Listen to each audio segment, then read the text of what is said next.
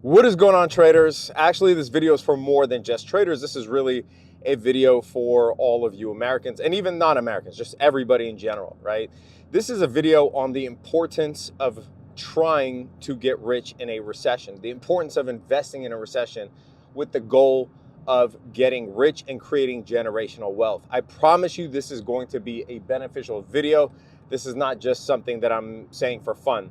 Now, the way that I thought about this is, or the reason that I thought about this concept is because I was sitting in bed and I was, thinking of all of the ideas or all of the reasons really of why the rich get richer. Now, obviously, you can chalk this up to corruption, you could chalk this up to broken systems, etc. But leaving all that aside, right? Because I've lived through 3 recessions in my adult life, 2001, 2008, and 2020, right? And only 2 of them I was able to invest in. 2008 is actually when I started my investing and trading journey heavily, because it was the first time that I actually had a little bit of money. I was working in tech at the time. And then 2020 is, we all know 2020, you could have thrown darts at a chart that had a bunch of stocks and made money, okay? But leaving all of that aside, the reason why the rich get richer, right? Leaving the corruption, the broken systems, all that aside, the rich get richer simply because of this. In times of need, in times of recession, in times of dire situations, what is the most valuable asset to the average person, the average American, the average citizen of the world, right? The most valuable asset is cash. Now, you hear the rich all the time say cash is trash, and it's true. If you are rich, cash is trash, because why wouldn't you just put your money in something that yields 4 or 5% as opposed to just letting it sit in the bank and do nothing, right? Like if you had $1 billion, we're talking about 5%, you're talking about $50 million a year of free money, right? So obviously, to a rich person, cash is trash. To an average person, or even worse, someone living, below the poverty line or at the poverty line, cash is the most valuable asset, because that is how you pay your bills, that is how you feed your kids, that is how you live your life, right? So cash is not trash for those that are not rich. So during times of distress, you don't have any discretionary income. All you have is disposable income. That's it, right? All you have is income that you need to survive. Whereas a rich person doesn't really have to use that cash, right? They could just live as is. And so they have all of the cash in the world to invest in distressed assets. Because when we hit recessions, when there are tough economic times, right, a rich person, assets, right? So stocks of companies, office buildings, you name it. Just think of any commercial asset. Think of any asset that is tied to any market. If the global markets are declining, then those assets are now distressed. So a rich person can just literally invest in that, and they will end up even richer, exponentially richer in no time. I want you to take a look at the net worths of everybody you know, right? Name all the rich people you know on your hand, right? You can count them. Elon Musk, Bill Ackman, Jeff Bezos, right?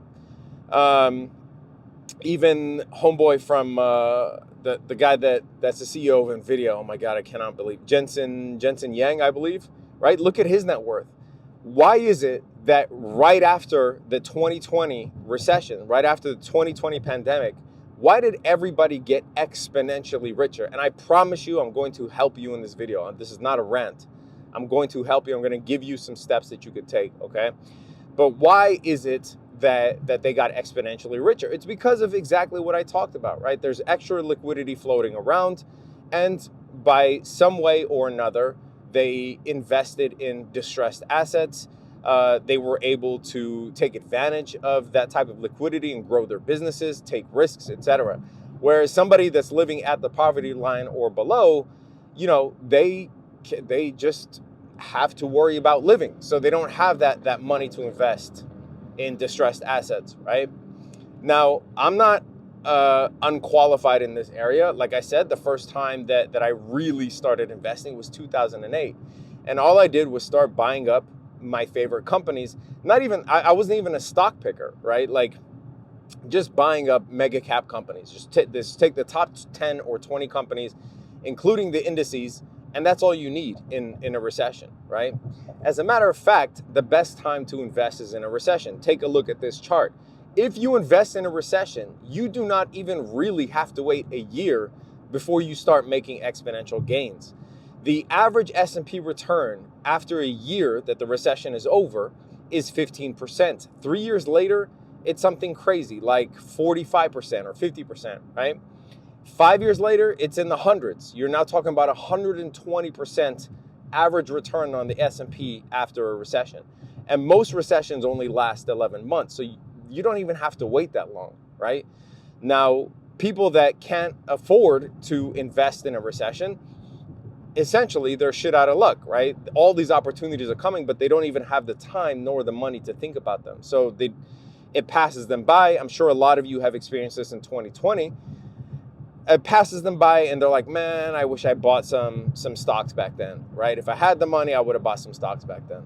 Well, here is where we come to solving this problem, okay? If you are living in the rat race, if you're living in the typical 9-to-5 rat race, even if you're doing okay, right, but you don't have that much discretionary income, nothing is going to change for you, right? You're not going to save your way out of poverty. And if you're not in poverty, you're not going to save your way really into the next level of wealth. You might retire nicely after you're 65 and you've accumulated all that money, but you're not going to save your way. If you change nothing about your life, you are not going to save your way onto the next level, right? Be able to climb that ladder, what they call upward mobility, right? You're not going to be able to get there. Elon Musk actually said something. I remember reading this on Twitter. He said it's easier to make an extra 10K than to save 10K. And the sooner you realize that, the better off you'll be. I think that's more or less what he said. And he's 100% correct. It is much, and I've been there. I know this because I've been there, right? Like I've worked 9-to-5s. I've even worked menial jobs. I've worked at Target. I've worked at Nordstrom. Like I'm not someone that was born with a silver spoon in my mouth, not whatsoever. I mean, if you go watch my podcast with Riz, if you want to know my backstory. But I mean, I was at a point where I was stealing groceries. Like I've lived that life, and I know how it is trying to save your way onto the next level, and it's just not going to happen. You have to trigger an event that is going to allow you to make more money in order to put that money into distressed assets, okay? So how do you go about that? Well, the formula is really easy. There are only a few ways to go about this. You either sell a product, sell a service, or learn a skill, right? Like trading, for instance. And I promise you, it's not a video about trading. That's really those are the only three ways. Even if you're talking about illegal stuff, right? Like drugs and selling your body, that's still a service, okay? But we're not talking about that. This is not advice to go do that, all right? Now, selling a product is insanely tough. Now, unless you're watching this and you have a business where you sell a product, good for you, right? Selling a product is insanely tough because you have to source materials, you have to come up with product and design, you got to go through R&D, you got to find people to manufacture it, you got to find suppliers, distributors, etc. It's a nightmare. So leave that one off the table. That only leaves creating a service and or generating or producing a skill, right? So if we're talking about a service, it's really, again, I mean, unless you have a skill, unless you're a product designer or something, which I don't think you'd be watching this far in the video if you were, but if you're trying to generate extra income and you don't have any skills to create a service or sell a service, well, then you have to learn either how to acquire that skill, or if you have that skill, learn how to market that skill. That's it, right? And then you scale from there. That's literally it. So a lot of you don't know this, but one of the the most interesting, and this dawned on me when I was doing some research for a side business that I'm trying to start in the near future. But there's a whole world out there of rich people looking for services. Okay, let me give you an example. So I was doing some research on hedge funds, and I was doing some research on basically acquiring funds or collecting funds, collating funds in order to start a hedge fund, right? I was doing some research on private equity. I was doing some research on hard money lending, right? All of this stuff these are things that only rich people would be interested in, right? This isn't the average person that's trying to learn, After Effects or Photoshop so that they can then market their skills to YouTubers. We're talking about people who are like, how do I start a hedge fund? Like, I have the money. How do I start a hedge fund? Right? So there's a whole host of businesses that rich people are interested in. And it is now your job to try to see what you think you would be good at, try to acquire that skill, and then market to those rich people, right? So if there are rich people looking for, say, content on how to start a hedge fund or hard money lending or whatever, then look in that space to see what opportunities are there for you to either start businesses in that area or acquire skills to be able to market yourself in that area. And you know what? Like, we don't even have to talk about hard money lending or private equity or some of these complicated financial dealings, right? We could just talk about, say, for instance, something that I do, right? So I'm on YouTube. I hire thumbnail editors. I hire video editors, right? I need people that are really good in email marketing. When I start doing ads, I need people that know what they're doing with ads. There's a whole host of services that a successful person online needs, right? There's a whole host of these services. It's not that hard to learn these skills. I bet you if you went online for 2 months, you can learn all about SEO. You can learn all about email marketing. You can learn all about Facebook ads. You can learn in 2 or 3 months in the school of the internet, you can learn a whole host of these things, okay? So there is no excuse to be able to generate additional income, regardless of what you're doing now. Now, if you are lucky enough to already have a service, if you're lucky enough to be, say, in the real estate business, or you have, a construction service or something like that, a construction business, then all you need to learn how to do is market yourself. And this is where content creation comes into effect, right? So I know, for instance, one of my favorite taco places, I found out about it because they went viral on Instagram and they were basically creating content about these bomb-ass tacos. I'll post it here if I find it, right? A realtor that I was working with, I found him on Instagram. An accountant that I was working with, I found him on Instagram or YouTube.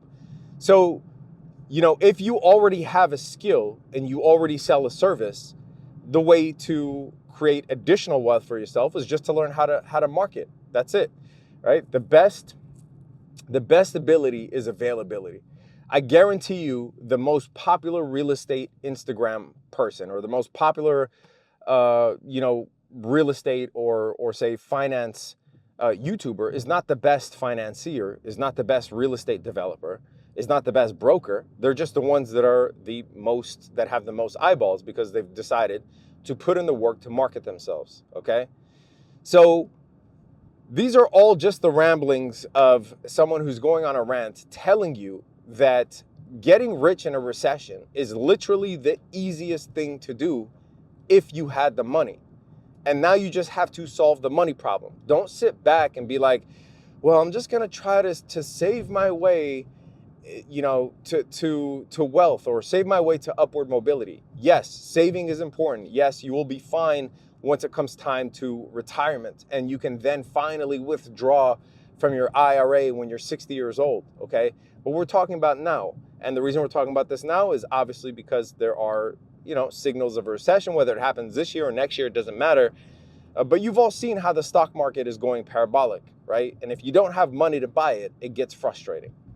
Now, lastly, I'll just say that when it comes to trading, right, trading is a skill that really, I was thinking about this, is trading a service or not? Because you are providing liquidity to the market, right? So I guess you could be looked at as someone who's creating a service because you are providing liquidity to the market, but it is really a skill. And now there is no better time, in my view, to be a trader. There's no better time. And I say this not because I'm a trader. I say this because of the advent of prop firms. Prop firms will literally give you money to trade if you are good enough. And I started my prop firm journey in order to be able to speak from experience so I could talk to you guys, for those of you that have questions for me about prop firms, how to pass your evaluations, how to get funded, what are the best prop firms, how to trade futures in a prop firm in order to succeed, right? All of this stuff. So check out my other content, especially my other content on prop firms, on futures trading, etc. And if you want to apply to your first prop firm challenge, make sure you check out the Top Step link below. Yes, they are based in the US. Yes, it is one of the oldest and most reputable prop firms in America. So check out that link below. And I think the deal is you get an evaluation account, a $50K evaluation account for $49. Now, if you have any questions on prop, or if you have any questions on anything, on, you know, how is it that I go about hiring people in order to, you know, find folks to fulfill these many services that I need, how to market yourself on social media, whatever, just leave it in the comments, right? I read every single comment. I'll try to respond to everyone I get. I don't know. This video might get 5 views. So I don't know. It's just a rant based on, it's just a rant that was really spurred by me wanting the best for you and urging you to find a way to find some extra funds for when a recession comes, so that you are not caught up needing to use all of your cash and you actually have cash that you can invest, because making money in a recession is literally the easiest thing in the entire world. Trust me, I've lived through 3 of them. I've invested in 2 of them. And the 2 times that my portfolio has seen exponential gains were after 2008 and after 2020. I've seen nothing like it. And after 2008, I thought that that was as good as it's going to get. 2020 was even better, okay? And for those of you that listen to these fear merchants online, like Maverick or Game of Trades, turn that stuff off, all right? If you were entertained by it, fine. But look, we went through the Great Depression, World War I, World War II, the Korean War, the Vietnam War. We went through the oil embargo. We went through the dot-com crash. We went through 2008, right? The worst recession since the Great Depression. And we came out of it fine, and stocks roared. And the average recession in America only lasts 11 months. You always think it's terrible because you don't have any discretionary income, and you get in this survival position where you need all the money that you have. So you think it's the worst case scenario. Trust me, it isn't. Go back and watch videos just from 2008. Please do me that favor. Go on YouTube and watch videos from 2008 and see how people thought it was the end of the world.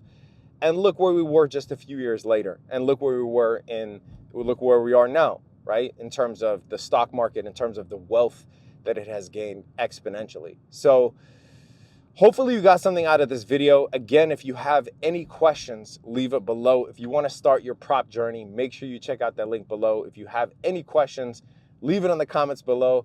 Thank you guys for watching the ramblings of a mad trader. Subscribe to the channel. Hit that notification bell. Stay safe out there, traders. Peace.